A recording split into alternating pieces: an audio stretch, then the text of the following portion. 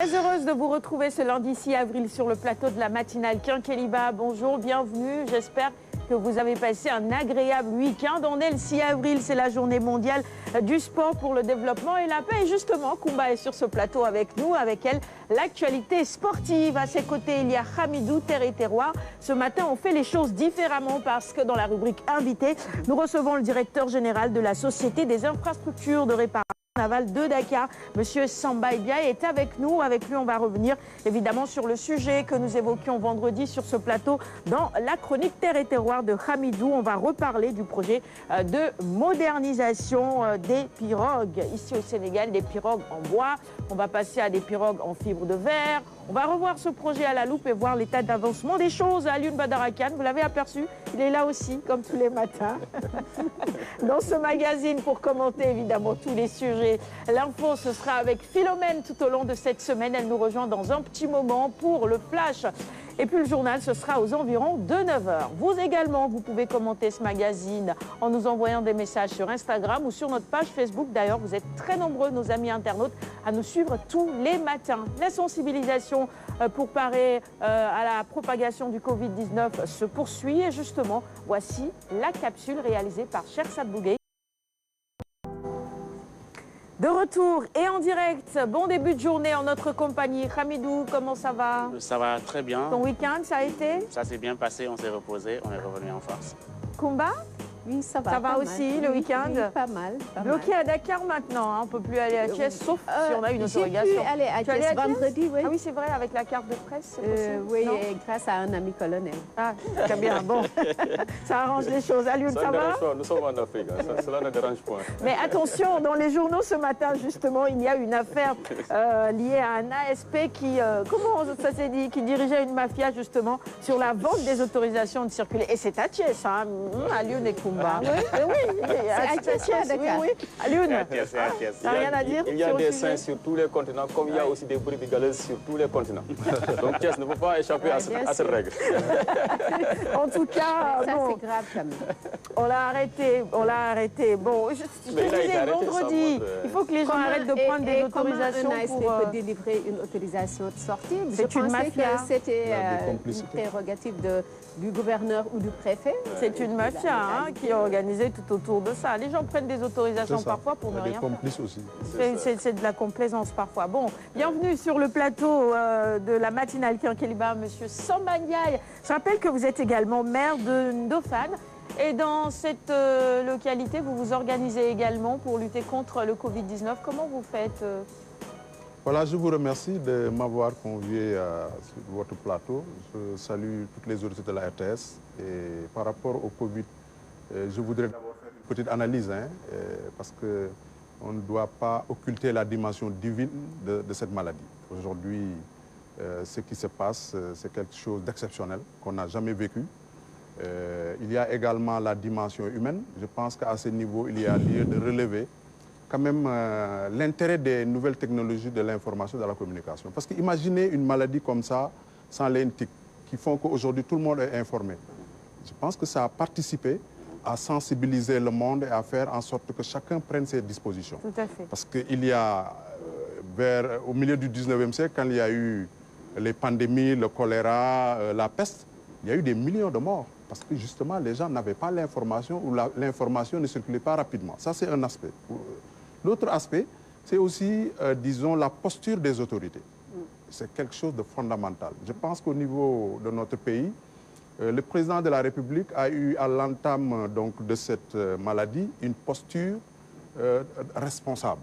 Parce qu'il y a d'autres autorités, vous avez certainement... Vous suivez mon regard, il y a des autorités qui avaient pris ça à la légère au départ. Mais le président de la République, quand il s'est agi d'aller en Corée du Sud pour prendre un prix, on devait lui octroyer un prix, il a annulé le voyage simplement parce que le Covid-19 avait fait son apparition en Chine et que nos compatriotes étaient dans une certaine situation. Donc, il a annulé ce voyage et je pense que ça devait marquer déjà les esprits pour dire qu'une telle autorité s'il prend cette décision, c'est qu'il y a quelque chose de sérieux. Donc ça aussi, c'est quelque chose de très important qu'il faut souligner. On va revenir justement sur quelques mesures prises par le chef de l'État, classées parmi le top 5 des meilleurs sur le plan africain. On l'a à la une de Dakar Times ce matin et son adresse à la nation au cours du 3 avril, c'est ça, la veille de la célébration de la fête de l'indépendance. D'ailleurs, il y a eu de bonnes nouvelles. On reparlera de tout ça dans un petit moment. Regardons maintenant la capsule gym du coach Tandara. On revient sur le plateau pour la suite du magazine. À tout de suite.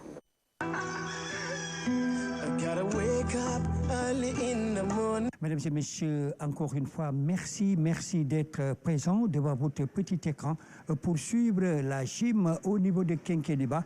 Alors cette capsule, mesdames et messieurs, avec l'indépendance du Sénégal que nous venons de fêter encore une fois, nous espérons que vous êtes très bien reposés et surtout, eh bien, les forces de défense et de sécurité après cette fête de l'indépendance. Alors aujourd'hui, nous passons justement au renforcement du dos. Alors le renforcement du dos, comme vous le savez, le dos, c'est véritablement le mal du siècle pour ceux-là qui en souffrent, mais à force de faire ces exercices, mesdames et messieurs, vous allez y gagner beaucoup de choses. Alors tout de suite, le coach Ngom, le coach Babou, un petit mot sur cet exercice. Bonjour chers téléspectateurs, comme vous l'avez vu aujourd'hui, on va renforcer le dos avec ce qu'on appelle les bouteilles. Comme on est à la maison, on n'a pas de matériel venant de la salle de sport, donc on va utiliser les bouteilles aujourd'hui pour renforcer le dos. Donc, retenez que tout ce qui est dans la maison est susceptible d'être utilisé pour séance de sport.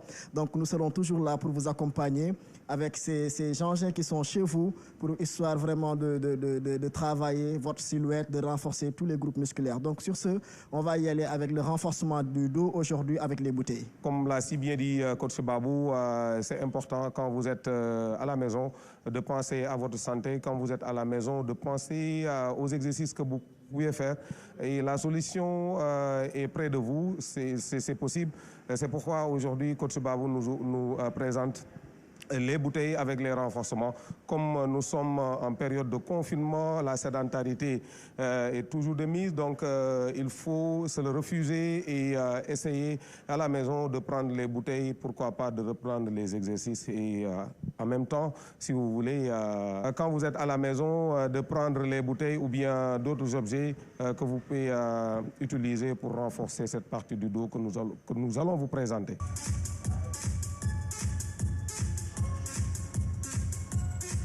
Voilà, mesdames et messieurs, tout ceci pour le renforcement du dos.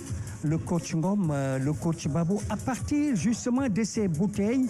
Et donc là, véritablement, mesdames et messieurs, alors si vous le faites bien, c'est vrai que tout à l'heure, je disais que le mal du siècle, eh bien, c'est ce mal de dos. Mais avec ça, le coach Babou, le coach Ngom, vous allez en tout cas beaucoup en apprendre. Et puis, vous allez faire ce qu'on appelle de la prévention. Allez, après cette petite récupération, ça va repartir à partir d'une petite pente arrière et avec eh bien, une seule jambe. Et regardez le travail que cela fait en haut et surtout avec ces bouteilles. Mais c'est vrai qu'au niveau de la partie lombaire, c'est là où vous sentez le plus eh bien, ce mouvement. Alors, coach Ngom et coach Babou.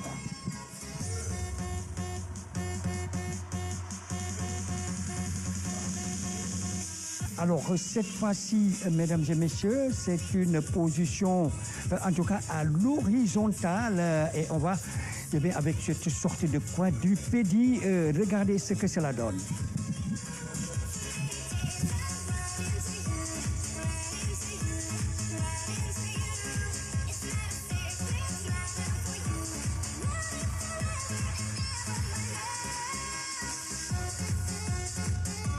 Alors, la petite récupération, mais attention, mesdames et messieurs, si vous le voulez bien, et écoutez bien, c'est vrai que cela paraît assez simple, moins lourd, en tout cas, eh bien, ce produit, le produit que vous avez avec vous, mais là, vous avez 1,5 litre, et donc ça nous fait 3 kilos, grosso modo. Aïe. Alors ici, c'est un enroulement dorsal. Cet enroulement dorsal, mesdames et messieurs, eh bien, ça vous permet de bien vous détendre, puis eh bien, de bien replacer ces muscles-là qui ont travaillé. Là également, c'est une chose très importante pour vous permettre, mesdames et messieurs, eh bien, de bien reprendre le lendemain cet exercice. Alors ici, on en est aux circonductions. C'est pour simplement dire que cet exercice est terminé. Voilà, mesdames et messieurs, comme vous l'avez vu, évidemment, alors ne l'oubliez pas surtout pendant, avant et après. Et donc, cette bouteille, mesdames et messieurs, pas de commentaire, vous le savez, situation oblige. Alors, nous venons de terminer donc cet exercice avec le renforcement du dos. Alors, j'ai l'habitude de dire dos, évidemment, pour ceux-là qui ont des problèmes. C'est donc le remède, le médicament, c'est ici. Alors, je ne vais pas en dire plus, mesdames et messieurs, mais je vais tout de même demander au coach Babou, au coach Ngom, justement, eh bien, le petit mot avant qu'on a beau. Voilà, chers amis téléspectateurs, comme vous l'avez aussi bien vu, donc aujourd'hui, on a travaillé le haut du corps, plus particulièrement le dos avec nos bouteilles. Donc les gars, c'est ce qu'il faudra faire. Il ne faut pas surtout renforcer les abdos et abandonner le dos. Donc les abdos et les dorsaux sont des muscles antagonistes. Donc de la même sorte qu'on renforce les abdos, on doit de la même sorte aussi renforcer les dorsaux. Aujourd'hui, vous l'avez vu, on a renforcé le dos avec des mouvements basiques et très simples avec nos bouteilles. Donc vous pouvez faire ça chez vous ou même partout où vous serez, Inch'Allah. Donc sur ce, les gars, on va vous donner rendez-vous demain, Inch'Allah, pour une autre capsule avec coach Ngom et coach Sandaha. Voilà, chers téléspectateurs, comme l'a si bien résumé mon ami coach Babou, il ne faut jamais oublier cette partie qui vous rend performant dans l'exercice, qui vous rend efficace même quand vous êtes assise. Et c'est pour cela que nous confions ces mouvements et nous vous conseillons surtout de renforcer cette partie, surtout quand vous restez trop assis devant les écrans. Ceci peut vous faire beaucoup de mal, donc évitez ça. S'il le faut, renforcer régulièrement.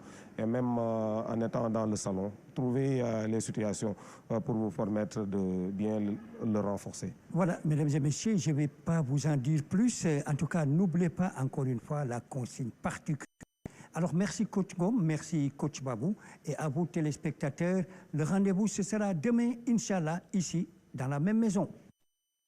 Et pour des exercices très importants à suivre et à reprendre absolument. Excellente journée, messieurs. Et bienvenue en plateau à Philomène. On va regarder rapidement quelques images, je l'annonçais, de la cérémonie de levée des couleurs qui a marqué le 4 avril, sa célébration justement de la fête de l'indépendance. Vous avez regardé la cérémonie à la télé, Hamidou? Oui, j'ai regardé. Avec aux commentaires Louis-Philippe Sagna et ses invités. On a les images du chef de l'État qui arrive justement. C'était samedi dernier, Koumba, tu as regardé? Oui. Cérémonie sobre, justement. Oui. Philomène? Oui, une cérémonie solennelle, mais très sobre quand même, parce que le contexte le justifie. Le coronavirus ne fait pas joie au cœur et il y a toute une crise qui est à gérer, donc ce qui a justifié la cérémonie telle qu'elle a été vécue. Mais quand même, on a bien fêté. Quand même, on a bien fêté.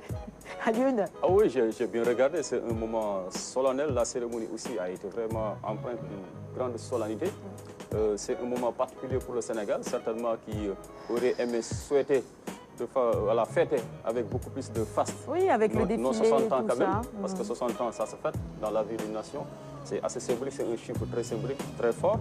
Mais il fallait véritablement un peu tenir compte du contexte marqué par cette épidémie. On ne pouvait pas se permettre de prendre autant de risques juste pour célébrer notre fête de l'indépendance. Je pense qu'on n'a fait que reporter cette fête-là peut-être à l'année prochaine. On espère que toutes les conditions seront réunies pour que le 61e anniversaire, en tout cas, du Sénégal, soit fêté par l'ensemble des Sénégalais, avec à leur tête le président de la République. Mais pour cette cérémonie-là, j'ai beaucoup aimé la solennité. Et puis qui mieux que Louis-Philippe Sagna pour quand même nous tenir en haleine. Il est l'âme des armées ici à la RTS. Oui, c'est ça. Donc véritablement, c'était une belle fête. Avec sur le plateau Omar Diao également, ITG, Issa Turogué, et pas que Ismaïla qui était là aussi, le vieux Adiwad. Commentaire, monsieur Sambandiaï, sur cette cérémonie, très rapidement. Bon, pour cette cérémonie, c'était d'abord notre 60e anniversaire, ce qui est très symbolique. Et malheureusement, compte tenu de la situation, nous l'avons fêté au palais de façon sobre. Et dans nos localités, on avait l'habitude de faire une levée des couleurs, on n'a pas pu le faire. Mais c'est peut-être une occasion aussi de revoir justement la célébration des fêtes nationales. Vous savez, le Covid, c'est, disons, un tremplin pour repartir d'une autre façon. Merci pour ces quelques commentaires. Hein. Et merci également à la réalisation qui nous a proposé ces images. On poursuit le magazine avec le bloc d'infos. Voici le flash avec Philomène qui arbore les couleurs de l'amour ce matin. Le rouge et le noir. Hein.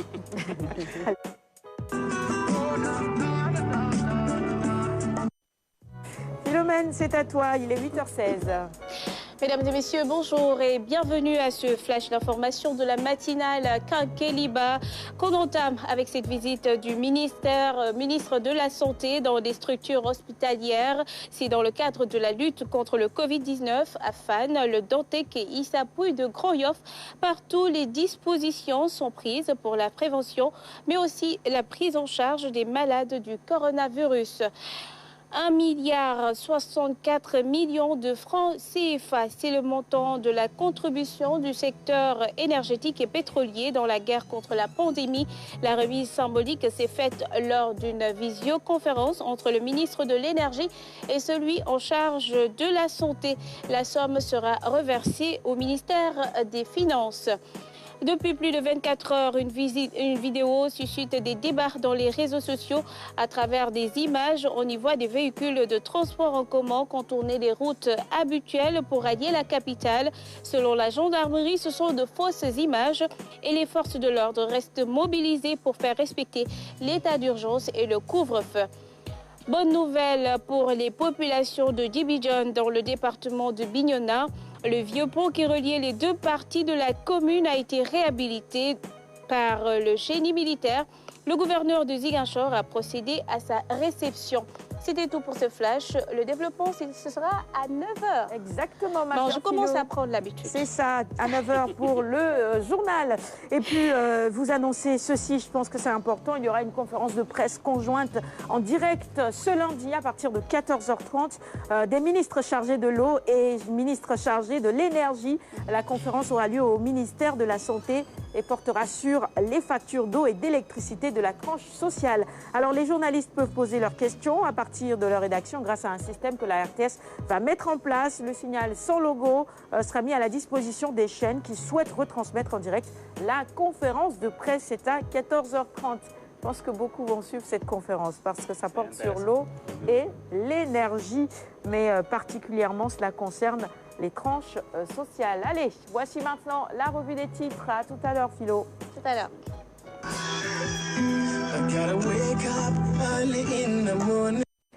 La une du quotidien de service public, Le Soleil. Ce lundi 6 avril 2020, eh bien, nos confrères du Soleil reviennent sur la célébration du 4 avril et notamment le message à la nation du chef de l'État dans un contexte de pandémie de coronavirus. Macky Sall rassure donc les Sénégalais. La fête de l'indépendance a été célébrée dans la sobriété au Palais. On a revu les images tout à l'heure et puis l'état d'urgence prorogé de 30 jours.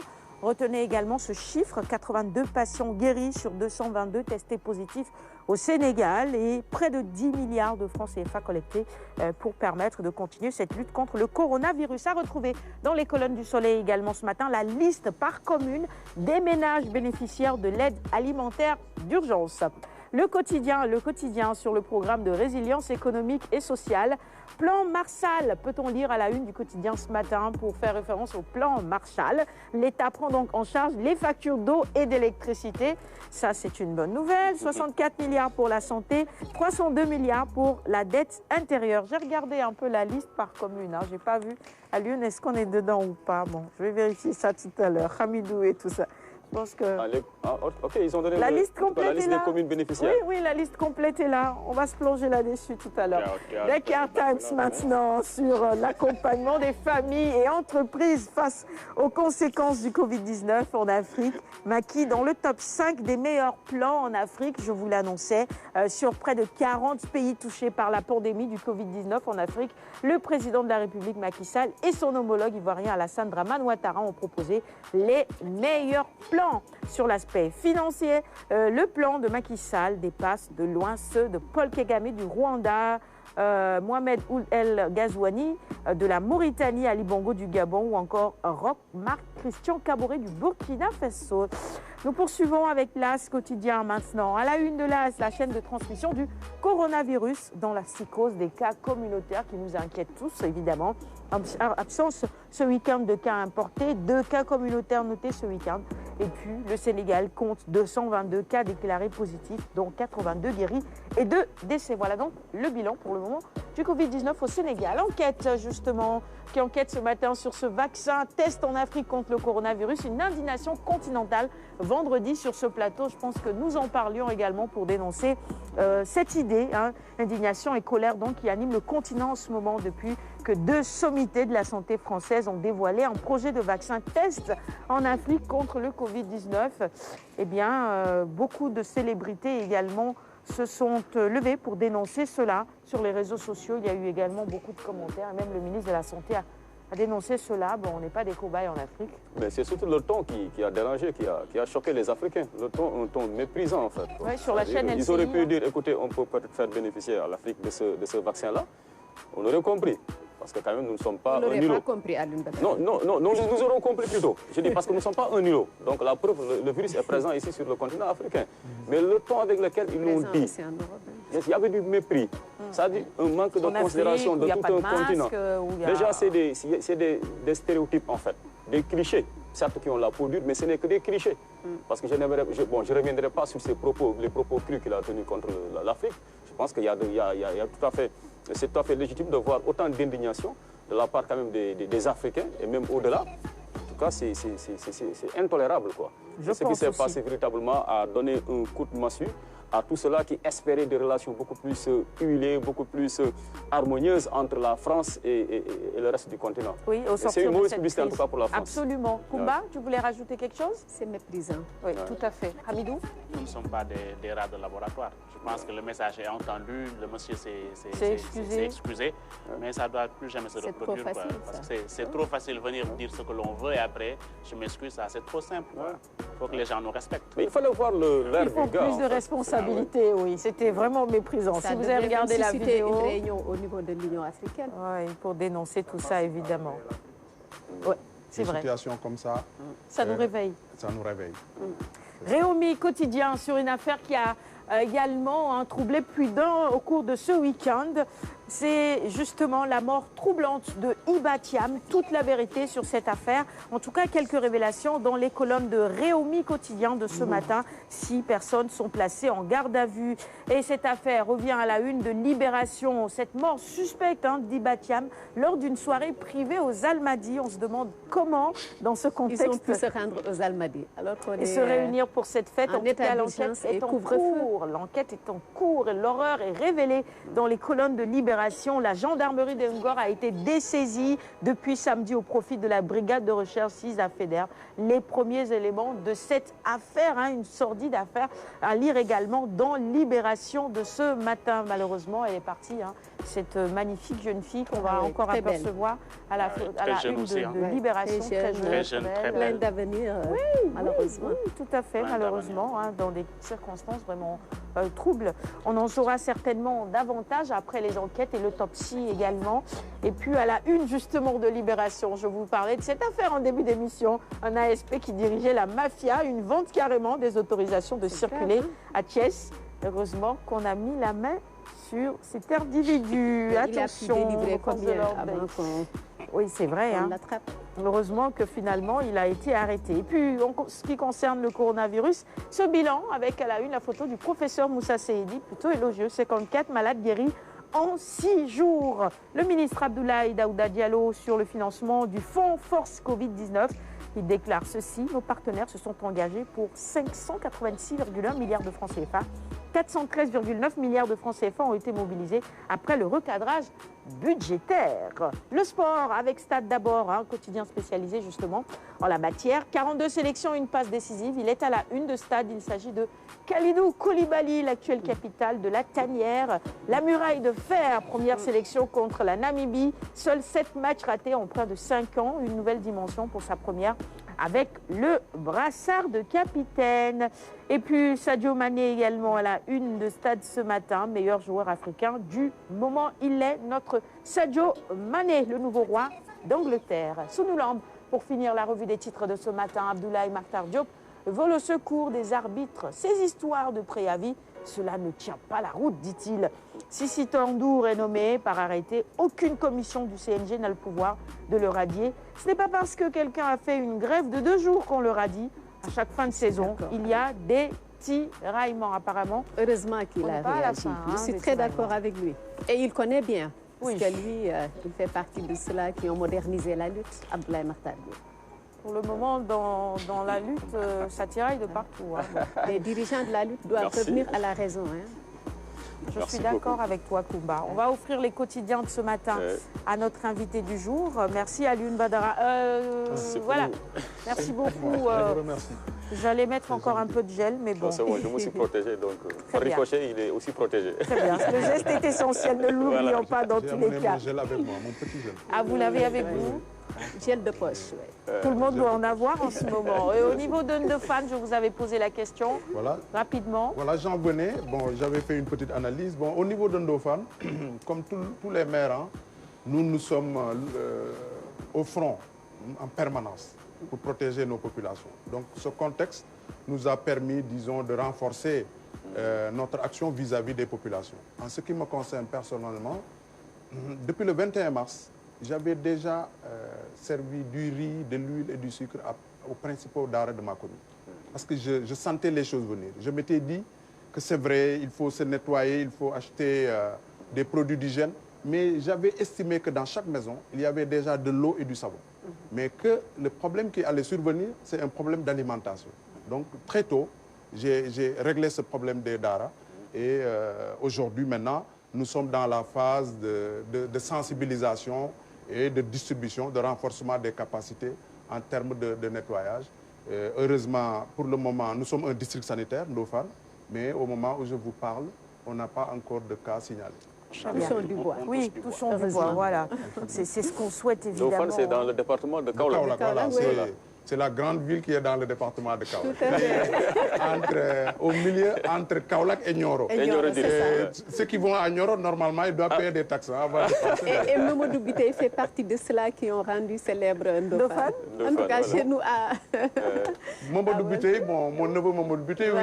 Mais Ndofane aussi, c'est célèbre parce que quand même, on parlait de l'indépendance du Sénégal, c'est la ville de Valdiodio Ndiaye, qui est le frère de mon père. Donc, quand on parle de Ndofane, on pense à Valdiodio. Il y a aussi d'autres grands hommes. L'imam ratib de la grande mosquée de Dakar, c'est lui qui m'a enseigné l'arabe à l'école primaire à Ndofane. Imam Samb. Il était enseignant arabe à Ndofane, nous, quand on était jeunes.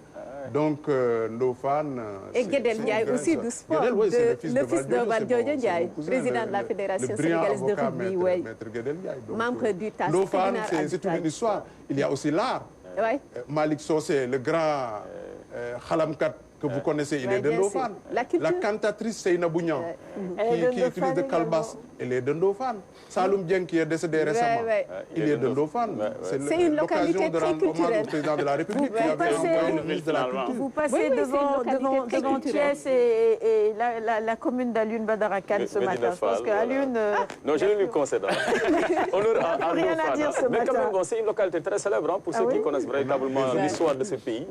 C'est une localité très célèbre du Saloum, en tout cas l'une des plus célèbres du Saloum, qui même peut-être même fait ombre des fois même à Kaolack, la grande ville régionale donc, du Saloum, pour vous dire que Ndofane quand même regorge de potentialités, regorge d'histoire, et je pense qu'il a énuméré juste certaines grandes figures, mais il en a oublié d'autres aussi. Hein, parce que quand on parle de la culture du Saloum, le Ngoyan, tout cela, ce rythme si particulier à ce terroir, bon, on fait référence souvent à Ndofane, n'est-ce pas, à Pawaskoto, à ces autres localités-là du Saloum. Donc c'est une localité véritablement Médina Sabakh, voilà, donc très célèbre dans le Sénégal. Je pense que stratégie.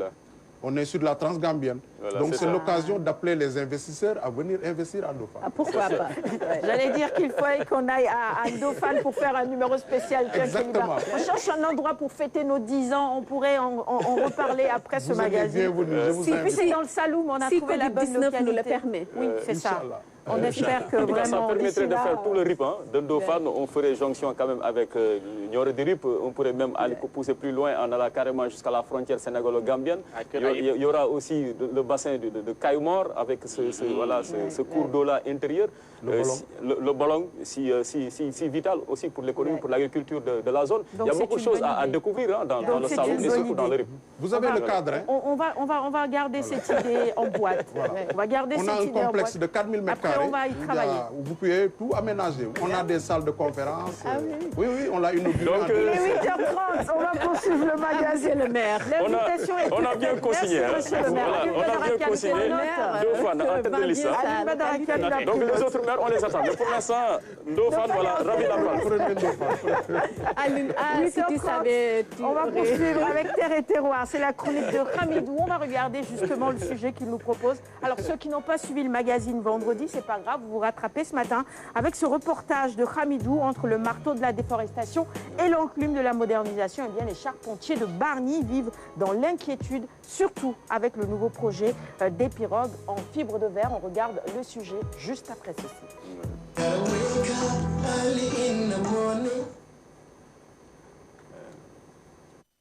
On enchaîne. Voici le reportage de Hamidou. Papa Hassan Gueye est charpentier. Ces journées, il les passe sur le littoral de Bargny pour façonner des pirogues artisanales. Des pirogues dont la longueur varie entre 6 et 23 mètres, à l'image de celle-ci qui attend d'être immergée. Le savoir-faire de charpentier se retrouve principalement dans les zones de pêche. Papa Hassan l'a hérité de son père avec qui il partage aujourd'hui le même atelier. Ses débuts remontent à 2008. Sa première pirogue, il l'a construite en 2011. Mon père a été formel et direct avec moi en me disant ces mots. Vous pouvez hériter d'un métier, mais le plus sûr est d'en apprendre toujours les techniques de base, c'est essentiel. J'ai commencé à apprendre le métier en 2008. En 2011, j'ai construit ma première pirogue, contrairement à d'autres qui ont 15 ans ou 10 ans de métier. Du temps où le bois était disponible, les charpentiers se frottaient les mains avec des commandes à foison. Avec la déforestation et le contrôle de l'État, finit cette belle époque. Les charpentiers manquent de bois et de matières premières, même s'ils ont toujours l'amour du métier. Leur activité quotidienne se résume à honorer quelques commandes et à faire de petites réparations. Le manque de bois commence à tuer notre métier. Par exemple, si vous aviez 100 000 francs le mois, vous vous retrouvez aujourd'hui avec 50 000 francs CFA. Économiquement, les conséquences sont énormes. Des pirogues comme celle-ci peuvent coûter jusqu'à 7 millions de francs CFA pour une durée de vie de 8 ans. Mais comme main-d'œuvre, ces charpentiers vont encaisser entre 650 000 et 900 000 francs CFA. Ça dépend. Les prix varient entre 600 000 et 650 000. Ça peut aller même jusqu'à 7 millions. C'est selon le modèle que vous demandez.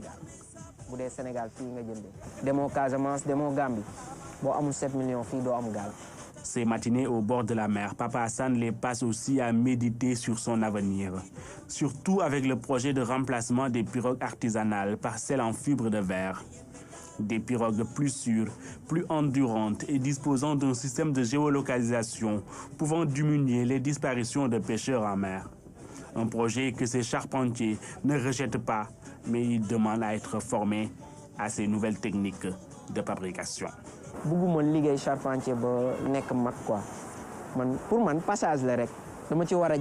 Mon rêve est de changer de métier dans quelques années parce que je suis conscient que d'ici peu, j'aurai plus assez de force pour travailler le bois. Mais pour l'instant, je n'ai pas d'autres alternatives.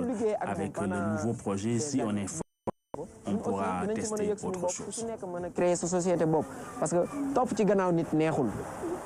À Bargny, les pirogues construites par ces charpentiers mouillent au large, attendant tranquillement que les propriétaires décident de leur sort. Certaines retourneront en mer, d'autres rejoindront la rive à la casse. Elles termineront leur vie entre les mains de ces charpentiers qui, il y a quelques années, les ont façonnés pour faire vivre des familles entières. C'est dit vendredi dernier. Excellent reportage, Hamidou, sur ce sujet. Alors, pour des raisons de sécurité, de qualité et d'hygiène, tout ça va changer. Les autorités veulent maintenant qu'on aille vers les pirogues en fibre de verre.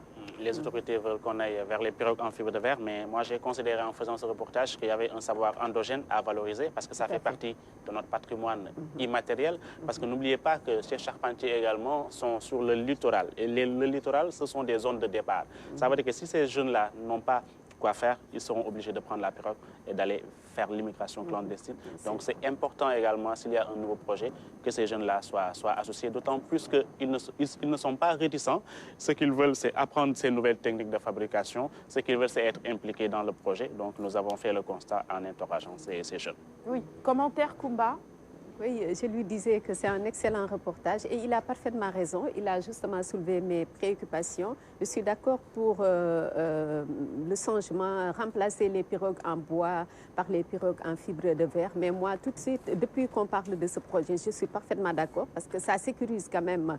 Il y a plus de sécurité avec ces pirogues en fibre de verre. Mais mon problème, c'est toute cette chaîne qu'il y a derrière les pirogues en bois. Parce qu'aujourd'hui, Hamidou a fait un focus sur les chantiers. Il y a d'autres métiers. Et on a montré celui qui était entre les mailles des filets. Il y a plusieurs métiers qui sont derrière ces pirogues en bois. Est-ce qu'aujourd'hui, ces gens-là, on peut les récupérer, je ne sais pas, leur donner une formation pour qu'ils puissent participer à la fabrication, d'autant plus que le Sénégal se dote d'une usine de fabrique de pirogues en fibre de verre. Je pense qu'il faudrait essayer de recenser toutes ces personnes qui travaillaient pour la fabrication une usine qui est à Ouakam et qui a été implantée depuis 2000. Parce qu'il faudra faire le tour du Sénégal, là où au niveau de toutes les plages, il y a des jeunes qui s'activent autour de ces pirogues en bois. Il y a plusieurs métiers, hein, de toutes les façons. Ces pirogues, il y a de jolis dessins dessus. Ça aussi, c'est des gens qui font ça. C'est une longue chaîne. C'est une longue chaîne. Je crois qu'aujourd'hui, l'un des challenges de la CIR, en tout cas de son DG, c'est un peu de voir. C'est comme les... Je ne peux pas Alioune Badara, mais c'est un peu comme les cars rapides. Ça, c'est vraiment l'identité du Sénégal. Du Sénégal, oui. Moi, j'adore. C'est vrai, on peut changer, mais il faudrait aussi les classer, je ne sais pas moi, comme patrimoine. Bon, on pourrait peut-être laisser un tout petit nombre. Voilà, un tout petit nombre. Et puis garder... Peut-être ça peut aider un peu le secteur touristique. Bien sûr. Mais le challenge aujourd'hui, je crois, dans le cadre de ce nouveau projet, en tout cas de ce projet de modernisation de la flotte artisanale, par le biais des pirogues en fibre de verre, c'est d'aider ces gens-là à se reconvertir, à avoir véritablement du boulot, même après l'abandon de leur métier premier. Et je crois que ça, c'est l'un des challenges quand même de la CIR, n'est-ce pas, déjà, monsieur Ndiaye? Bon, on enchaîne. Hein, voilà, je crois que c'est la question déjà sur la reconversion. Donc, voilà, de ces charpentiers de Bargny, de ces charpentiers de Mbour, de ces charpentiers de Joal-Fadiouth, de Linguine, de toutes ces zones, en tout cas côtières du Sénégal, de Guet-Ndar. Alors, comment seront-ils aidés à mieux trouver véritablement leur voie, le salut, à travers le projet des pirogues en fibre de verre DG? Voilà, je vous remercie. Je voudrais d'abord rendre hommage à ces charpentiers, parce que c'est à travers leur savoir-faire, leur esprit de créativité, qu'aujourd'hui nous en sommes là. Parce que la pêche est quand même l'un des premiers secteurs d'exportation du Sénégal, avec environ 250 milliards de francs CFA. Ça, nous l'avons hors pirogue en fibre de verre. Ça veut dire que ceux-là qui travaillaient dans ce secteur ont du mérite et ont participé aujourd'hui à ce que notre économie en arrive là. Donc c'est le lieu de les féliciter et de leur rendre hommage. Mais il y a évidemment la marche du monde qui fait qu'aujourd'hui, nous devons aller vers la modernisation de cette flotte. C'est vrai qu'il faut les prendre en compte. Les prendre en compte, ils l'ont dit, c'est les former, c'est les intégrer dans le projet. C'est de faire en sorte que demain, ceux-là qui ont déjà cet esprit de créativité, qui ont cet esprit d'innovation, puissent s'approprier la nouvelle technologie qui est la fibre de verre pour pouvoir donc fabriquer des pirogues. Et de ce point de vue, nous ne les avons pas laissés en rade. Parce que quand même, depuis le début du projet, nous les avons associés. D'abord en faisant des enquêtes de terrain, c'était avec eux. En faisant les essais après la fabrication des pirogues, c'était avec eux, parce que c'est eux qui peuvent quand même conduire les pirogues. On ne peut pas prendre n'importe qui. Mais également dans le recrutement, au niveau de la seule usine aujourd'hui qui est au Sénégal, certains acteurs ont été recrutés. Maintenant, ce qu'il faut quand même dire, c'est que pour mettre ce métier-là de côté, ce n'est pas demain la veille. Parce que nous avons une flotte de 20 000 pirogues environ. Supposons même qu'on choisisse de remplacer 10 000 pirogues, à raison d'une production de 1 000 pirogues par an. C'est 10 ans. Donc, la fin ou l'extinction de ce métier, ce n'est pas demain la veille.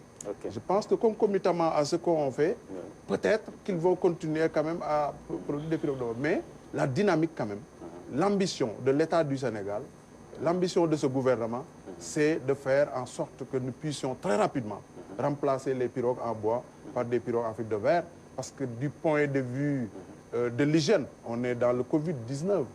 C'est incomparable. Le bois, vous connaissez ses caractéristiques, putrescible, disons susceptible d'accueillir des champignons, hein, de la moisissure. Ça aussi, c'est un des défauts du bois. Ce qui fait que donc, quand on parle d'hygiène du poisson, c'est d'abord après la pêche. Quand on pêche, le premier lieu où on stocke le poisson, c'est dans la pirogue. Donc je pense que la pirogue doit être d'abord hygiénique. Et ce produit-là, ce matériau, qui est un matériau noble, qui est un matériau propre, solide, nettoyable, qui est la fibre de verre, et donc un matériau déjà qui peut régler le problème de l'hygiène. Donc face à la situation que nous vivons. Également, j'ai entendu dire la durée de vie. Vous avez parlé de 8 ans pour certains types de pirogues. 8 ans, ça veut dire qu'au préalable, vous l'avez entretenu pendant plusieurs années. Parce que vous savez, le bois prend de l'eau. Donc il faut travailler l'étanchéité, repeindre plusieurs fois. C'est au bout de ces efforts que la durée de vie est de 8 ans. Mais en moyenne, la durée de vie tourne autour de 4 et de 5 ans. Donc l'autre atout, justement, de la pirogue en fibre de verre, c'est que vous l'avez pour 30 ans, sans entretien pratiquement. Donc ça aussi, ça veut dire que ça, sur le plan investissement, c'est quelque chose de très, très viable. Vous avez évoqué, disons, l'aspect forme de la pirogue. Nous avons pris en compte la forme traditionnelle. Vous avez vu, par exemple, les pirogues que nous avons construites pour faire la pêche et le transport, c'est, disons, le même design que les pirogues en bois. Mais ce que vous avez indiqué qui est important, M. Kane parlait de patrimoine, je pense que l'un n'empêche pas l'autre. Parce que nous pouvons donner les mêmes couleurs aux pirogues en fibre de verre qui rappelleraient donc nos pirogues en bois. Donc je pense que le projet s'intègre quand même dans notre sociologie, s'intègre dans, disons, cette technologie que nos ancêtres nous ont légué. Et donc, je pense que c'est un projet qui aura un impact économique. L'impact économique, c'est, disons, ça va permettre d'abord, Mme Mar l'a dit, d'améliorer la sécurité de nos pêcheurs. Parce qu'aujourd'hui, vous savez qu'il y a beaucoup d'accidents en mer, parce que les pirogues se désintègrent souvent. Donc les gens ont des difficultés à revenir sur terre, alors qu'avec ces pirogues en fibre de verre, il n'y a aucune possibilité de désintégration, parce que c'est un ensemble compact. Ça c'est un atout. Mais l'autre atout aussi, c'est par rapport à l'investissement que vous mettez dans la pirogue en fibre de verre. Parce que ça vous permet d'économiser du carburant. Je le dis parce que nous avons fait les essais.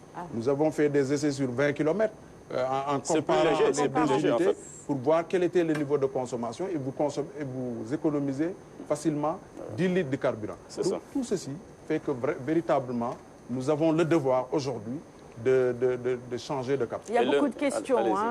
Et l'un des avantages de ce projet aussi, c'est la préservation de l'environnement. Moi qui suis environnementaliste, c'est ça qui, véritablement, cet aspect-là qui m'intéresse véritablement dans ce projet-là. Au moins, ça va réduire la coupe de bois abusive que l'on constate ici au Sénégal. Alors, on sait qu'au côté du Sénégal, il y a quand même beaucoup de partenaires, surtout les Émirats arabes unis, si je ne me trompe pas, n'est-ce pas, et d'autres partenaires occidentaux. Alors, comment vous les avez intéressés à ce projet? Ce serait l'occasion de revisiter un peu l'historique donc de ce projet-là de renouvellement des pirogues en bois par celle-là en fibre de verre. Vous avez un projet, quand vous... Les grandes étapes de ce projet-là. Voilà, justement, un projet, quand vous le conduisez dans les normes, en définitive, ça intéresse les grands investisseurs. D'abord, ce projet, nous avons estimé qu'il fallait faire une enquête de terrain pour quand même recueillir, disons, les préoccupations, les desiderata des acteurs. Ça nous a permis d'avoir un document stratégique, donc à partir duquel nous avons puisé un certain nombre d'informations pour mettre en œuvre le projet. Ces informations tournent autour des dimensions des pirogues en bois qui existent, de leur capacité en termes de poids, de leur durée de vie, on en a parlé tout à l'heure, de leur coût. Donc tout ça a aidé à réfléchir sur le nouveau projet. Parce que si vous avez un projet qui existe, comme celui des pirogues en bois, où le coût tourne autour de 7 millions, je crois, dans le reportage, vous avez parlé de 7 millions, et que vous vendez vos pirogues à 30 millions, ben, vous ne trouverez pas de clients. Donc toutes ces informations nous ont permis, nous, de rester dans ce cadre-là. Donc la première étape a été l'enquête de terrain. Mais la deuxième étape aussi, après l'enquête de terrain, auquel les acteurs ont été véritablement associés, donc la deuxième étape, ça a été la fabrication de prototypes. La conception d'abord, et ensuite la fabrication de prototypes. La conception nous a permis d'avoir un brevet d'invention. Aujourd'hui, la CIRN a un brevet d'invention de l'OAPI, Organisation africaine de la propriété intellectuelle. Donc ça, je pense que c'est quelque chose d'important. Les prototypes, c'était, après la conception des modèles, d'en fabriquer pour permettre aux acteurs de les tester in situ et de dire et de donner leur appréciation. Donc c'est à partir de ces appréciations maintenant que nous avons commencé véritablement à dire que c'est un projet réalisable. Et quand un projet est réalisable, avec toutes ces étapes que je viens de décrire, bien entendu, les investisseurs s'y intéressent. Et c'est pourquoi on a eu à accueillir beaucoup d'investisseurs, des Italiens, des Français. Aujourd'hui, concrètement, nous avons CFAO, qui est quand même une société japonaise, parce que Toyota est propriétaire de CFAO, qui a donc fabriqué la première usine, qui a monté la première usine ici au Sénégal, qui a commencé à produire. Également, nous avons signé un partenariat avec la société Al-Matrouchi, qui est basée donc aux Émirats Arabes Unis. Prochainement, nous allons signer avec une société sénégalaise. Les Sénégalais ont monté une société avec des partenaires français. Donc aujourd'hui, on a en ligne de mire 3 sociétés qui vont produire ces embarcations en fibre de verre, et nous estimons pouvoir les commercialiser à des prix accessibles. C'est là le combat aujourd'hui, c'est à quel prix. Ça maintenant, je pense qu'une fois qu'on aura l'exonération, c'est le combat d'aujourd'hui pour permettre justement aux pêcheurs d'acquérir ces pirogues et de pouvoir aussi travailler dans les meilleures conditions. Et je pense qu'à ce niveau, le gouvernement va appuyer à la mise en œuvre de ce projet. Je crois que c'est là où les pêcheurs attendent beaucoup, en tout cas les responsables de l'État, par rapport à ce projet-là. C'est un excellent projet. J'allais juste dire, on a encore 4 questions, donc vous allez répondre très brièvement pour qu'on puisse vous poser toutes ces questions, parce que le débat est intéressant. C'est un excellent projet, je disais, ce projet, c'est le renouvellement des pirogues en fibre de verre. Moi, je pense que le processus de validation sociale n'est pas encore achevé, parce que j'ai parlé avec beaucoup d'acteurs. L'époque où on venait prendre les projets, venir imposer ça aux pêcheurs, moi je pense que c'est révolu. Donc il faut associer et impliquer les acteurs. C'est extrêmement important. D'autant plus que vous parlez de vente. Si vous vendez un produit, donc les acteurs ne savent pas, donc n'ont pas validé ça, donc ça ne va pas marcher. Donc j'ai un autre souci, c'est avec moi, c'est la taille des pirogues, parce que vos pirogues ne sont pas relativement très grandes, alors qu'ils parlent de fil à tourner, ça veut dire de grandes pirogues qu'ils prennent pour aller en mer, faire là-bas 1 mois, 2 mois, revenir. Est-ce que vous avez, donc c'est pourquoi je parlais tout à l'heure de validation sociale, donc je pense que si cette étape-là était bien faite, donc vous auriez dû impliquer... Par rapport à la taille des pirogues, justement. Voilà, à ce niveau, j'ai parlé tout à l'heure de l'enquête. Donc, vous savez, l'enquête nous a permis de comprendre que autour de 55% des pirogues actuelles en bois, leur dimension tourne entre 7 et 14 mètres.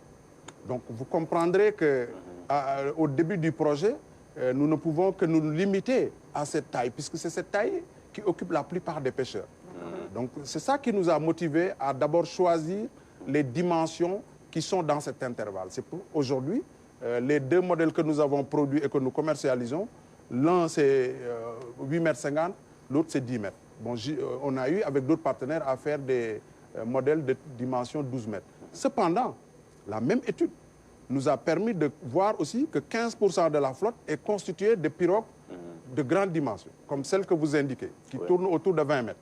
Justement, par rapport à ça, je me suis rendu en Espagne il y a quelques années. J'avais pu signer un protocole d'accord avec un partenaire espagnol qui a produit un prototype de 20 mètres aujourd'hui qui est garé au port de Dakar, au niveau des phares et balises. Seulement, l'inconvénient de ces types de pirogues de grande dimension, c'est le coût. C'est-à-dire qu'aujourd'hui, nous pouvons vendre une pirogue de moyenne dimension à 5 millions, 6 millions, mais vous ne pouvez pas vendre une pirogue de 18 mètres ou de 20 mètres en fibre de verre à moins de 20 millions de francs CFA. Donc c'est aujourd'hui ça le vrai problème. Kumba, et du coup, ça relance carrément ma question. Tout à l'heure, vous disiez que, en d'autres termes, hein, que les pirogues en fibre de verre vont cohabiter pour le moment avec celles en bois. Et cette cohabitation, c'est jusqu'à quand? Est-ce que vous avez envie de, comme on dit avec le parc automobile, hein, moderniser carrément, faire disparaître les pirogues en fibre? Je pense, dans mon imagination, c'est ça l'objectif, arriver à avoir que des pirogues en fibre de verre. Donc cette cohabitation dans le projet, c'est pour un jusqu'à quand? C'est jusqu'à quand? Voilà, très bien. Bon, je pense que nous, notre objectif, c'est justement de remplacer la flotte artisanale, la flotte de pirogues en bois par des pirogues en fibre de verre. Maintenant, il y a la réalité aussi du terrain. C'est-à-dire qu'aujourd'hui, ce n'est pas des choses que vous faites du tic au tac. C'est toute une technologie. C'est aussi des industries qui s'installent. Parce que l'option de l'État du Sénégal, c'est le transfert de technologie. Parce que s'il s'agissait juste de remplacer pour remplacer, on aurait pu importer 30 000 pirogues de Chine, hein, il vous l'aurait livré peut-être au bout d'un an. Mais le problème, c'est que est-ce que les pêcheurs auraient été emballés par ces types de pirogues?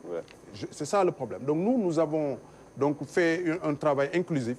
Et ce travail inclusif nous a permis d'avoir des modèles sur lesquels nous nous sommes entendus. Mais aussi, l'autre option, c'est qu'on fait du transfert de technologie. Donc le transfert de technologie, c'est qu'aujourd'hui, on veut que les usines s'installent au Sénégal et produisent. Maintenant, comme j'ai dit tout à l'heure, si on arrive à faire 1000 par an, ça veut dire que c'est au bout de 10 ans qu'on aura fini.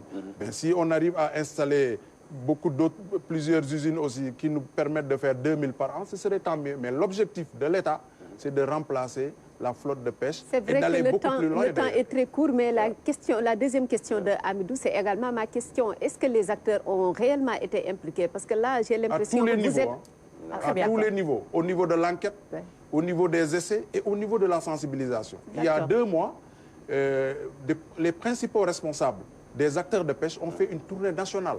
Et ils se sont appropriés le projet. A financé pour aller sensibiliser sur la commercialisation. Ça veut dire qu'on a dépassé l'étape de sensibilisation sur les modèles. On est dans l'étape de commercialisation. L'appropriation, c'est... De commercialisation. On veut les pousser à acheter, même si les coûts ne sont pas encore ce que nous souhaitons. On a 2 minutes. Voilà, et puis, moi, j'avais des questions et sur notre page Facebook aussi, les internautes ont posé des questions. C'est un sujet passionnant. Awada et Emir, j'espère que je n'ai pas écorché votre nom. Alors, il nous regarde depuis N'Djamena, c'est au Tchad, il dit bonjour. Une question au sujet de ces pirogues en fibre de verre. Pourquoi ne pas les customiser avec les couleurs et inscriptions comme pour les pirogues traditionnelles, dit-il. Ceci permettrait de garder un corps de métier. Et bonne journée à vous. Et puis ces pirogues en fibre de verre sont encore plus belles, dit-il. C'est son constat. Merci pour ce message et bonne journée à N'Djamena au Tchad. Vous répondrez à cette question. Je place la mienne très rapidement. Cela concerne la subvention de l'État, une subvention qui tournerait autour d'1 million, les indemnités ou primes réclamées par les acteurs à la casse et puis évidemment la question de l'assurance. Donc tout tourne autour des finances en fait. L'assurance, la subvention, les primes. Comment vous gérez ça en ce moment? Alors, on commence avec la question de notre ami internaute. Vous savez, aujourd'hui, je pense qu'on devrait répartir de nouvelles bases. Pour ça, il faut se référer à ce que le président de la République a dit à l'occasion de son discours du 3 avril. Il a dit qu'il est temps de travailler à l'avènement d'un nouvel ordre mondial où l'humain et l'humanité seront au cœur des relations internationales. Je pense que demain, l'humain et l'humanité devraient être au cœur de tous nos projets. Cela veut dire que dans ce projet, on peut même ne pas parler de subventions, mais on devrait prendre des mesures qui permettent donc, aux pêcheurs de s'approprier, d'acquérir ces pirogues-là de façon beaucoup plus aisée. J'ai donné l'exemple de l'exonération. Aujourd'hui, exonérer les produits finis, comme d'ailleurs ça se fait avec tous les produits de la pêche, c'est permettre aux pêcheurs d'acheter ces embarcations en fibre de verre du double au simple. Et le prix devrait être le même que celui des pirogues en bois. Donc ça, vous avez vu que c'est quelque chose de très important. Une prime à la casse pour peut-être... Et généralement, bon, je le coupe pas, mais dans les milieux de la casse, nous l'avons instauré pour le moment. C'est justement parce que aussi, il ne s'agit pas de faire une extension du parc. Il s'agit d'un renouvellement du parc. Ça veut dire que chaque fois que vous achetez une pirogue en fibre de verre, vous devez rendre votre pirogue immatriculée en bois. C'est ça l'idée. Et comment vous faites avec ces pirogues-là qu'on vous rende immatriculées en bois? Il faut les détruire. Bien sûr. Non, il faut les garder au musée. Non, on ne peut pas garder quand même 10 mais pas tous. Je ne suis pas aussi idiote. Pas toutes les pirogues. Mais au moins qu'on ait... Pour que demain, les générations... La customisation associée justement ces personnes qui dessinent pour qu'on garde les couleurs, c'était la question qui nous venait de donner un design plus local. Oui, en fait, la forme, elle est la même, pratiquement, comme vous l'avez constaté. Le reste, c'est l'acquéreur qui s'en occupe. On lui vend une pirogue en fibre de verre finie. Il pourra mettre la peinture qu'il veut. Il peut dire Djeredjef Serigne Malik ou Djeredjef Serigne Touba comme ils le font. Ben, ils peuvent mettre ce qu'ils veulent, dessiner les dessins qui sont à leur portée. Donc, de ce point de vue, nous avons pris en compte véritablement, disons, la réalité telle qu'elle est aujourd'hui. Alors, merci beaucoup, DG. Merci Hamidou pour avoir suscité un débat aussi intéressant. Une toute petite question. Est-ce qu'aujourd'hui, ces charpentiers qui sont à Bargny, ils ont la chance d'être impliqués, d'être formés à ces nouvelles technologies-là? Oui, la formation, la question d'abord.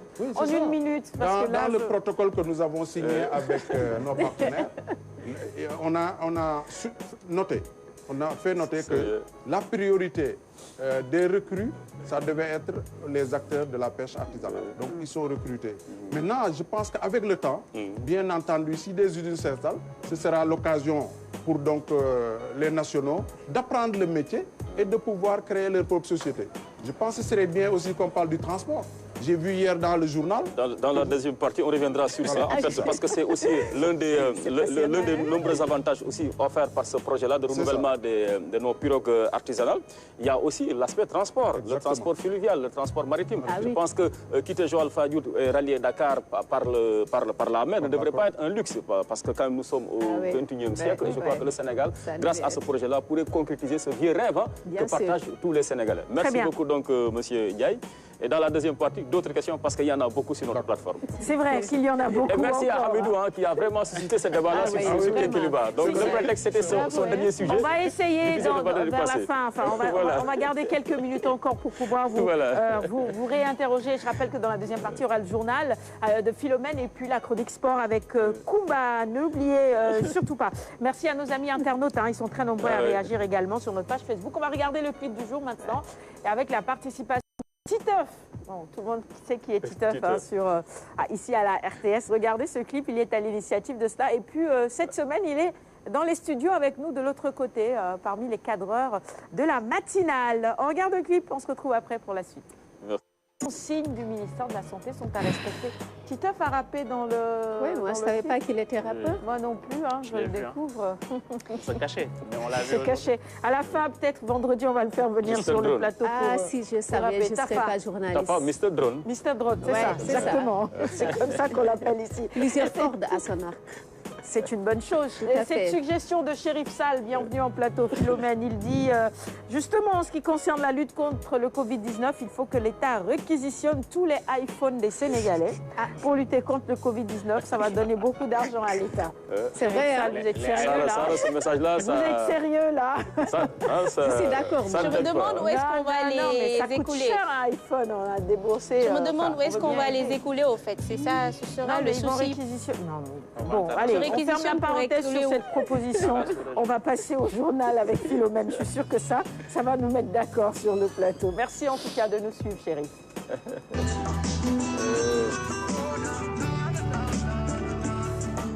Voici les titres de cette édition. D'abord, pas de souci pour l'immobilisation du transport interurbain. La gendarmerie rassure 1,64 milliard de francs CFA. C'est la contribution du secteur de l'énergie pour la lutte contre le Covid-19. Les détails avec Philomène Constance Diagboy.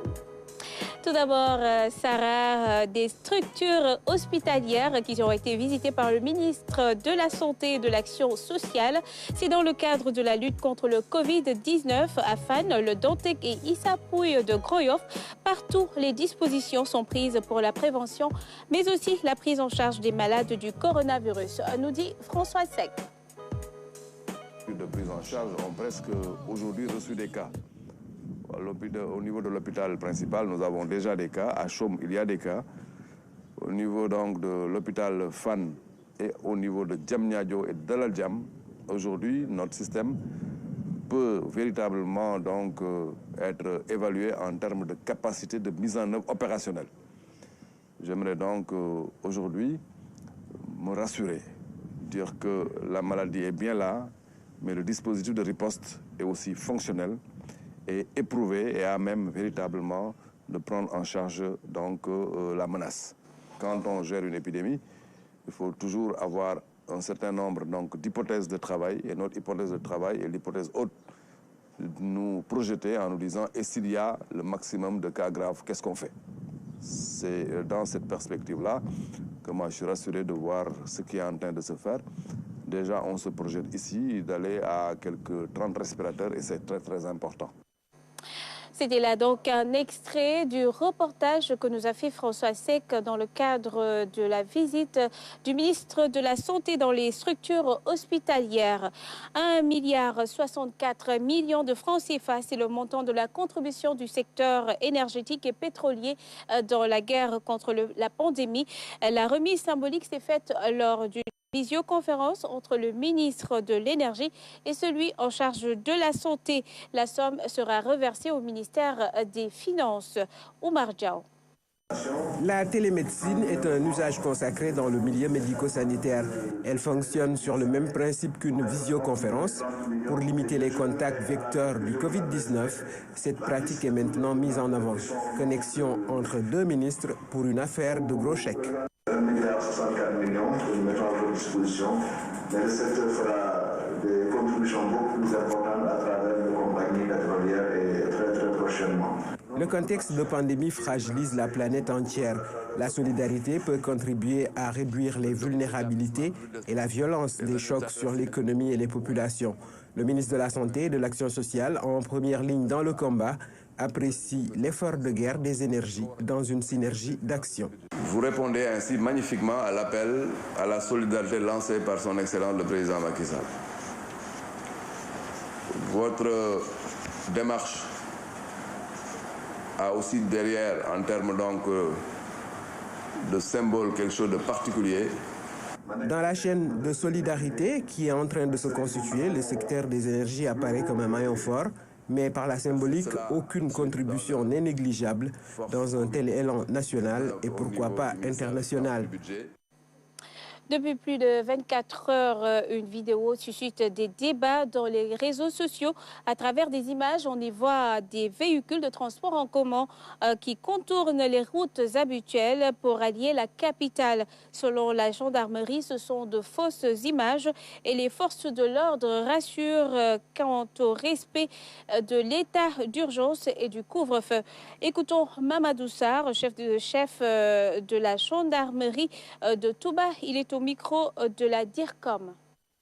La déclaration de l'état d'urgence et la mise en place du couvre-feu, la compagnie de gendarmerie de Touba ainsi que l'escadron de surveillance et d'intervention de Touba ont mis en place un dispositif pour faire respecter l'arrêté ministériel qui interdit la circulation interurbaine ainsi que la circulation interrégion.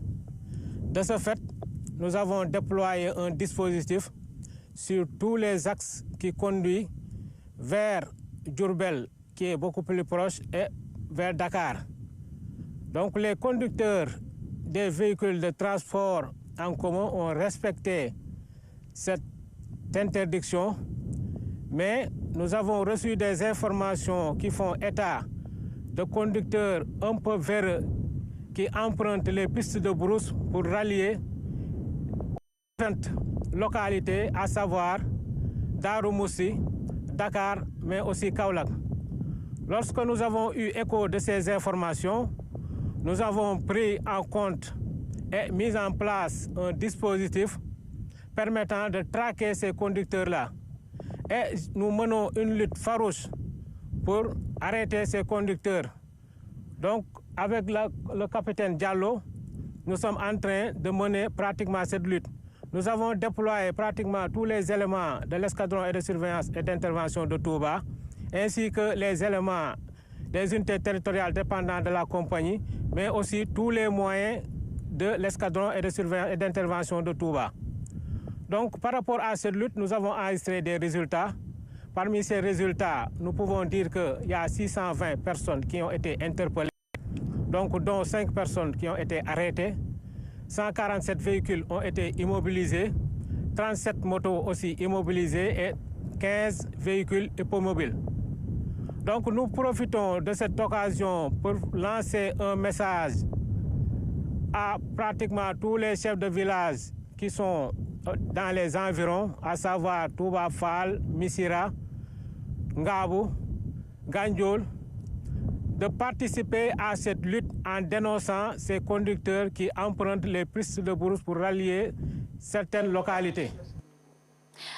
Donc, une contribution participative pour dénoncer ces récalcitrants. En pleine crise du Covid-19, les laboratoires font la course aux vaccins sauveurs. Les enjeux financiers sont énormes, mais l'exercice n'est pas sans risque. Pourquoi l'Afrique devrait-elle être un banc d'essai, comme certains le pensent en Europe? À l'époque coloniale, des essais thérapeutiques désastreux se sont déroulés en Afrique. Vaccin Covid-19, ne pas brûler les étapes. C'est une chronique signée Oumar Diaw. Un chef de service de l'hôpital Cochin de Paris et un chercheur de l'Institut de recherche médicale INSERM ont émis l'idée pas lumineuse mais plutôt mal en Afrique des vaccins contre le Covid. Tant qu'à faire, pourquoi ne pas le faire sur le vieux continent, assailli de toutes parts par le mortel Covid? Ou croit-il que les Africains sont toujours des cobayes de laboratoire, comme à une certaine époque où les médecins coloniaux, au nom d'un soi-disant humanisme européen, se livraient à toutes sortes d'expérimentations en Afrique noire? Il n'est pas si loin le temps des campagnes forcées de l'homidinisation. On était dans les années 50 et la lomidine était supposée débarrasser l'Afrique du fardeau de la trypanosomiase, la maladie du sommeil. La molécule s'est révélée catastrophique et inefficace. Elle a créé un nombre incalculable de morts ou laissé de graves séquelles à vie chez les autochtones pour qui elle était obligatoire pendant qu'elle était déconseillée pour les Européens.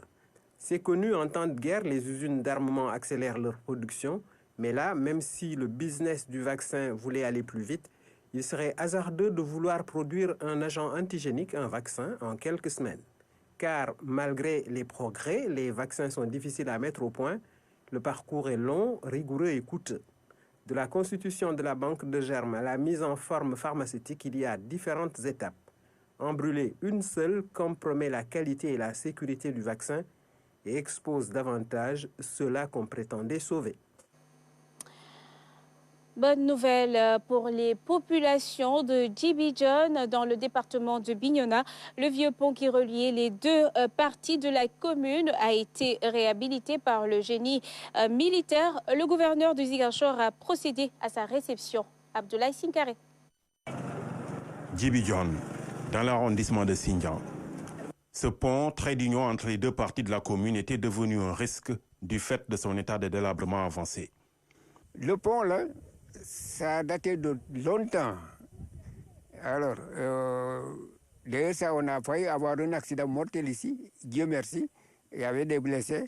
Mais, alhamdulillah, nous pouvons dire que ce geste que vous avez fait aujourd'hui, en passant par le gouverneur, vraiment, c'est un geste très salutaire. Le génie militaire vient de le réhabiliter au grand bénéfice des villages environnants, longtemps restés enclavés. Ça a été un cri de cœur de l'ensemble des populations de la commune de Djibidione. Et voilà qu'aujourd'hui que nous sommes là pour constater de visu, en tout cas, le rétablissement ou bien la réalisation de ce pont.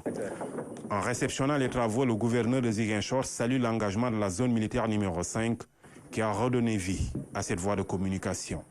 L'ouvrage qui était là était dans un état de délabrement tel qu'il n'était plus possible ou permis de traverser.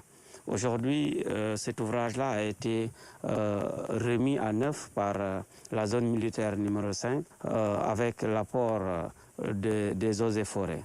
Donc, nous sommes là donc, pour constater cette réalisation et se réjouir également des bienfaits de cet ouvrage qui va permettre d'assurer la continuité de la circulation des personnes et des biens dans une zone frontalière comme la commune de Djibidione. Localité frontalière avec la Gambie, Djibidione reste barricadée dans un contexte marqué par le Covid-19. Et cette information dans l'international en Côte d'Ivoire, démantèlement d'un centre de prélèvement dans le cadre de la lutte contre le coronavirus. La scène a eu lieu à Yopougon, un quartier populaire d'Abidjan. Des habitants ont violemment attaqué hier un chapiteau en construction en criant qu'ils n'en voulaient pas. Selon les responsables de la police, ces populations ne veulent pas cohabiter avec les centres aménagés qu'ils jugent très proches de leurs habitations. À noter que la Côte d'Ivoire fait état de 261 cas et 3 cas de décès jusqu'à hier dimanche. C'était tout pour ce bulletin d'information. Merci Philomène. Il est 9h15. Si vous nous rejoignez à l'instant, bienvenue. La pub et on se retrouve pour la suite du magazine, la chronique sport avec Combat.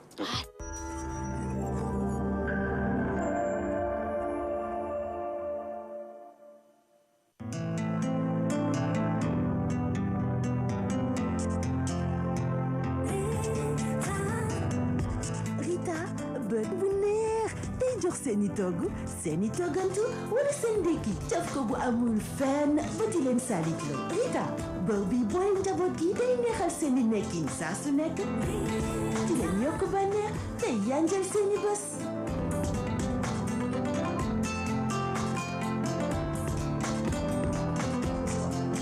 Rita bër bi kenn mënta muñ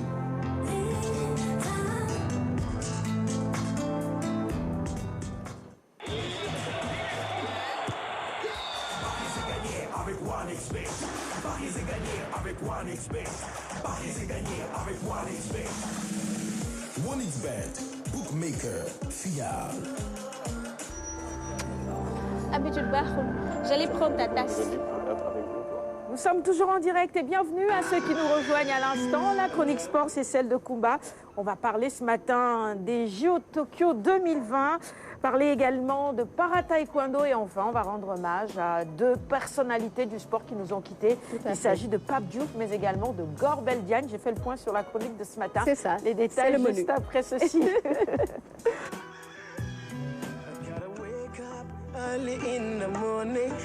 Et on va démarrer avec les JO Tokyo 2020 qui auront finalement lieu à l'été 2021, du 23 juillet au 8 août. Un report bien apprécié par les sportifs et c'est le cas de Ibrahima Sey de handisport. Oui, tout à fait Sarah, parce que les Jeux Olympiques Tokyo 2020, même si ce sera en 2021, c'est pas seulement les Jeux Olympiques, mais il y a les Jeux Paralympiques avec le handisport. Et du coup, on a essayé d'entrer en contact avec les conditions exigées par le Covid-19 avec un athlète de handisport. Lui, sa particularité, c'est qu'il fait para-taekwondo, une nouvelle discipline au Sénégal. On va en parler après, mais d'abord, on s'intéresse à ce report. Comment lui, il apprécie ce report? Soulagement total du côté de Ibrahima Sey, champion d'Afrique de para-taekwondo. C'était juste au mois de février dernier et c'est le premier Sénégalais qualifié dans cette discipline, le premier Africain qualifié dans cette discipline pour les Jeux paralympiques Tokyo 2020. Eh bien, nous écoutons Ibrahima Sey par rapport à ce report des Jeux Olympiques. On est confronté à une pandémie, ça a touché tout le monde. Et actuellement, tout le monde est en confinement. Personne ne sort plus, personne ne sort, tout le monde reste chez soi. Les entraînements font défaut. Et voilà, maintenant, on l'a reporté pour 1 an. Je pense que ça soulage tout le monde. On va pouvoir reculer pour mieux sauter. On n'avait que 5 mois pour préparation. Si on a annulé pour 1 an, si maintenant ça nous revient à 1 an pour préparer, je pense que ce serait bon, quoi. Avec la fédération, ils vont faire un très bon plan de préparation, je pense, pour qu'on puisse préparer mentalement et physiquement pour y aller avec force. Janvier 2019. Justement, Ibrahima Sey, depuis Cœur Momar-Sarr, c'est bien ça? Oui, exactement. Plus besoin de déplacer les invités maintenant, on peut rester Laura, et puis télétravail, c'est ça. Et j'en profite pour remercier Ababacar Gaye de CNews qui a participé justement à l'élaboration de cet entretien. L'innovation est source de progrès, voilà, c'est pas plus mal comme ça. Donc soulagement pour Ibrahima, lui qui s'est blessé à la main en février dernier. Oui, tout à fait. C'est une blessure qu'il a contractée, Sarah, à l'occasion des championnats d'Afrique à Rabat, au Maroc, là où il a décroché le titre de champion d'Afrique de para-taekwondo, où il a décroché également cette précieuse qualification pour les Jeux paralympiques de Tokyo 2020. Et donc, aujourd'hui, il n'a pas les moyens pour se faire soigner. Il a été obligé de rentrer à son village à Cœur Momar-Sarr, parce que son village se trouve à Cœur Momar-Sarr. Et là, il est là, très inquiet. Il n'a pas de prise en charge, pas de soutien, alors qu'il doit préparer les Jeux olympiques, précisément les Jeux paralympiques. Et aujourd'hui, il compte sur tout le monde. Qui peut l'aider à se faire soigner et pouvoir démarrer le plus rapidement possible la préparation de cette prestigieuse compétition. Comme il l'a dit, c'était trop court pour lui, 3 mois, alors qu'il s'est blessé. Et aujourd'hui, il a 1 an et il compte vraiment sur les bonnes volontés pour pouvoir soigner. Et lui, il a un handicap physique parce qu'il a un seul bras et avec ce seul bras, il pratique le taekwondo. Et à l'occasion de combat, il s'est blessé à la main. Vous voyez ce que cela crée comme vraiment désagrément. Alors, on l'écoute. Il va nous parler justement de cette blessure et comment il l'a contractée. Je me suis blessé lors des qualifications au Rabat. Je me suis même blessé en premier combat. Et comme que j'avais la tête gagnante et je voulais vraiment qualifier pour le Sénégal, je me suis donné tout jusqu'à gagner tous mes 3 combats avec même le pays organisateur en finale. Bon, j'en suis sorti qualifié, mais pour le Sénégal. On était là-bas pour défendre les couleurs du Sénégal. Bon, je me suis fracturé. Maintenant, comme que j'étais une seule main, et maintenant l'autre main s'est fracturée. C'est tout un handicap. C'est tout un handicap. Je ne peux plus rien faire. Et vraiment, je suis un soutien de famille. Et je gère ma location, je gère mes dépenses quotidiennes. Et je ne peux rien faire, je ne sais comment faire. C'est pour cela que je lance cet appel. Je ne tends jamais la main. Je lance cet appel à toute la population sénégalaise, en particulier le président de la République, la première dame, Marième Faye Sall, le ministre des Sports. On était sur la voie, on a besoin d'accompagnement pour qu'on puisse aller loin avec cette discipline. Koumba, je te remercie pour cette capsule et ce sujet que tu ramènes parce que c'est vraiment quelqu'un qui a besoin d'être aidé. On ne comprend pas. On va regarder d'abord ce que c'est que le para-taekwondo. C'est une discipline qui est très peu connue. Ensuite, je vais laisser les uns et les autres réagir. Lui, il faut absolument qu'on l'aide. La fédération doit réagir. Bien sûr, tout à fait, Sarah. C'est inadmissible. Ouais.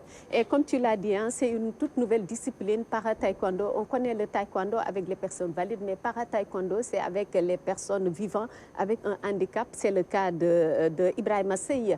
Et donc, ça a été lancé au Sénégal il y a juste 2 ans. Et le Sénégal a participé à sa toute première compétition à Rabat au mois de février dernier au Maroc. Et Ibrahima Sey fait partie de ceux-là qui ont défendu les couleurs du Sénégal. Et il a pu décrocher le titre de champion d'Afrique. Mais le para-taekwondo au niveau mondial existe depuis près de 10 ans. D'ailleurs, ils étaient invités lors des Jeux olympiques de Rio 2016. Mais leur toute première participation concrètement aux Jeux olympiques, ce sera en 2021 avec les Tokyo 2020. Là, ils vont participer en tant que discipline sportive. Et Ibrahima Sey doit normalement, si toutefois il arrive à se faire soigner, défendre les couleurs du Sénégal, les couleurs de l'Afrique. Voilà, donc il fait partie aussi des premiers membres de cette équipe nationale de taekwondo. Et là, il est sur le podium à Rabat avec le drapeau du Sénégal, là où il a été sacré champion du Sénégal à Rabat au Maroc. Voilà. Ibrahima Sey, seul sur le podium. Et là, c'est avec les membres de l'équipe nationale, 2 filles, 2 garçons qui étaient à Rabat. L'équipe a décroché. J'ai les larmes aux yeux, on va pousser un coup de gueule, c'est normal, Hamidou. Peut-être que les autorités n'étaient pas au courant de sa blessure, mais maintenant qu'ils sont au maintenant, courant... tout le monde le sait, il est blessé. Maintenant, tout le monde le sait, donc... Monsieur le ministre du Sport, la fédération de taekwondo, il faut réagir à lui très rapidement. Il faut absolument aider à se soigner. Un athlète qui a récolté une blessure en défendant les couleurs nationales n'a même pas à lancer un tel appel pour se faire soigner par son pays. Je crois que au sortir donc de ce reportage, surtout de ce numéro d'aujourd'hui, les autorités viendront quand même véritablement à son chevet parce qu'il le mérite. Il a dignement défendu le Sénégal. C'est un champion d'Afrique. Donc il mérite toutes les attentions de la République. De para-taekwondo, il faut absolument que les autorités viennent en aide à ce jeune et qu'il puisse se soigner pour continuer à compétir. Vous voulez rajouter quelque chose, Monsieur Ndiaye, très rapidement? Dans la même dynamique, je pense qu'il mérite notre soutien parce qu'il a quand même défendu les couleurs nationales. Ça me fait penser aussi, nous, Andofan, au champion d'Afrique handicapé de taekwondo, M. Abdouba, qui m'a même envoyé un message hier. Donc, qui peut-être n'est pas blessé, mais mérite aussi l'appui du peuple parce qu'il a été champion d'Afrique en Égypte.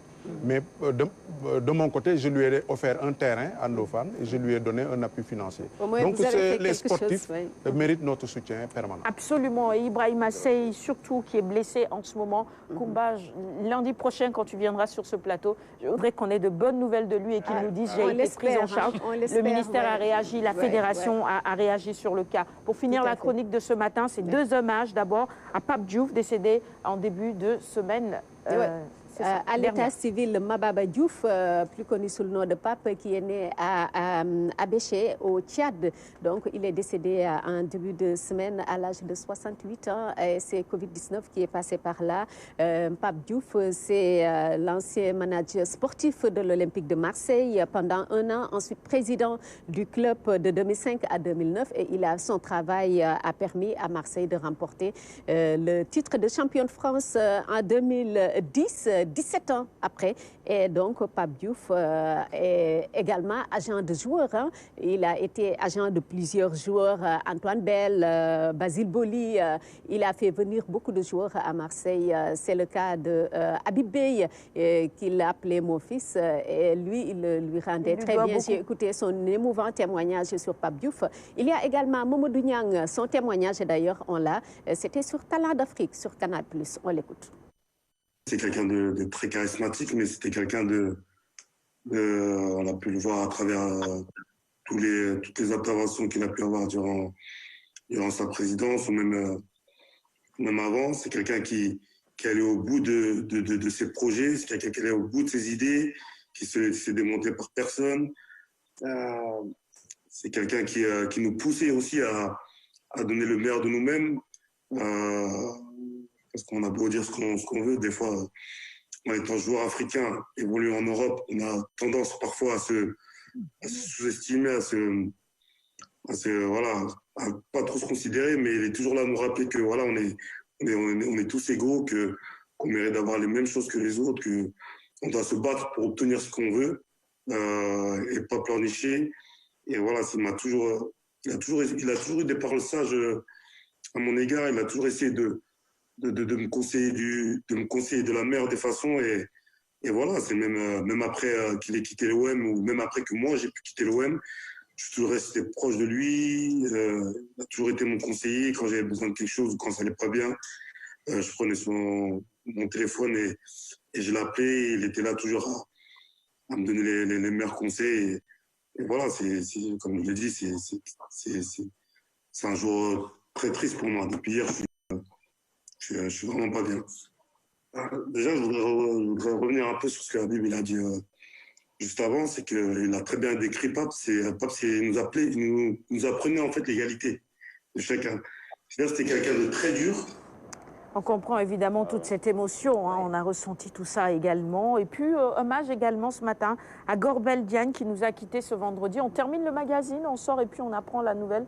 C'était un choc pour beaucoup. Un choc pour nous tous. Alioune Badara Diagne Golbert, c'est un acteur culturel, journaliste, mais surtout l'un des pionniers de la presse sportive sénégalaise. Et il a fait les beaux jours de la RTS. Avec la radio, particulièrement Radio Saint-Louis, nous tous, nous avons grandi avec ces très beaux reportages sportifs.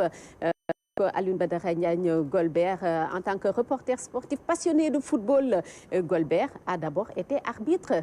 C'est peut-être ce qui explique la passion qu'il avait pour le ballon rond. Et toutes nos condoléances à sa famille et particulièrement à son fils, notre confrère journaliste sportif au groupe Futur Média, Malal Junior Diagne. C'est ça, merci beaucoup. Digne héritier de son père. Oui, sur les traces en tout cas de son père qui est parti. Qu'il repose en paix. Merci beaucoup, ma chère Kouba, pour cette chronique. On a 2 minutes avant la fin du magazine. On va réinterroger notre invité très rapidement. Il faut aller vite pour rester dans les temps. On va revenir sur le transport fluvial et maritime. L'impact justement de ce projet de modernisation sur le tourisme aussi. Je voudrais que vous prononciez sur ces 2 sujets en 1 minute très rapidement. Alors, si vous permettez, je voudrais quand même présenter mes condoléances aux familles de Pape Diouf et de Golbert, qui ont été des modèles dans le monde du sport. Pape Diouf, un président charismatique, et Golbert aussi. Tous ceux qui s'intéressent au sport ont bien aimé ces reportages. Donc cela dit, comme vous l'avez dit, madame, tout à l'heure, donc le projet, c'est vrai, c'est la pêche, mais c'est également le transport fluvio-maritime et le tourisme. En ce qui concerne le transport, hier j'ai vu au journal de la RTS, quand la gendarmerie donc, a interpellé des piroguiers qui transportaient du matériel. Donc ils ont clairement expliqué que ce sont ces pirogues-là qui sont utilisées pour faire du transport de passagers. Avec le plus ou moins confinement, donc ils l'utilisent maintenant pour faire du transport de bagages. Cela nous interpelle aussi par rapport à ce projet. Ça montre que, de ce point de vue, nous avons un énorme travail à faire. Puisque aujourd'hui, les populations des îles ont besoin de se déplacer.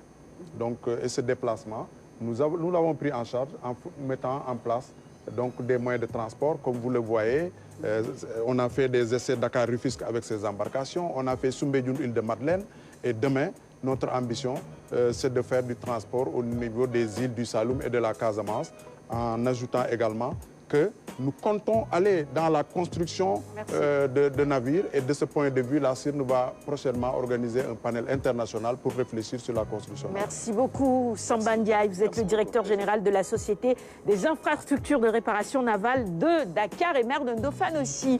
Avant de finir ce magazine, vous rappelez cette conférence de presse conjointe prévue en direct ce lundi à 14h30. Conférence conjointe des ministres chargés de l'eau et du ministre chargé de l'énergie au ministère de la Santé sur les factures d'eau et d'électricité sur de la tranche sociale. Les journalistes peuvent poser des questions grâce à un système mis en place par la RTS.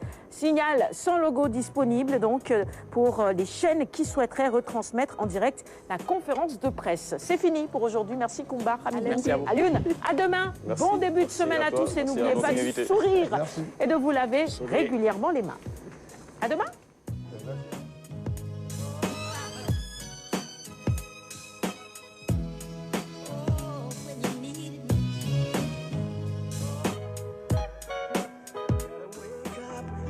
In the morning, a long way, but pure because I gotta find my way. The Lord need to stand up, get there better warning, which makes me know where we the line was left to be done.